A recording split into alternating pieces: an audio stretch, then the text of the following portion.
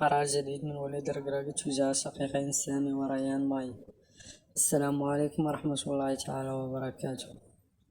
يستعد وليد الركراكي مدرب المنتخب المغربي لاستدعاء وجوه جديدة لخوض مباراة بوركينا فاسو وليبيريا في 12 سبتمبر المقبل في لانس الفرنسية ضمن الجولة الأخيرة من التصفيات المؤهلة إلى بطولة كأس إفريقيا 2024. وفي هذا الصدد كشفت مصادر وفق العرب الجديد أن هناك بعض اللاعبين البارزين يشعرون بالغضب تجاه وليد الركراكي، ويعزو هؤلاء اللاعبين سبب غضبهم لإقصائهم من المشاركة في مونديال قطر على الرغم من مشاركتهم في جميع مراحل التصفيات مع منتخب أسود الأطلس. ومن بين هؤلاء اللاعبين يونس بلهندا وفيصل فجر والشقيقين سامي وريان ماي.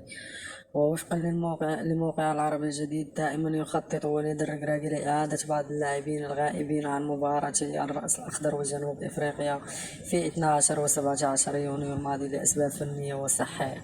ويبدو أن وليد الركراكي لا ينوي الاعتماد مجددا على الحرس القدامى، بما في ذلك الشقيقين سامي وريان ماي الذين يلعبان لفريق بيرنتس فاروشي المجري. ويذكر أن اللاعبين سبق أن أثار الجدل بعد استبعادهما من قائمة المشاركة في مونديال قطر 2022 على الرغم من مشاركتهما في جميع مباريات تصفية المؤهلة للبطولة.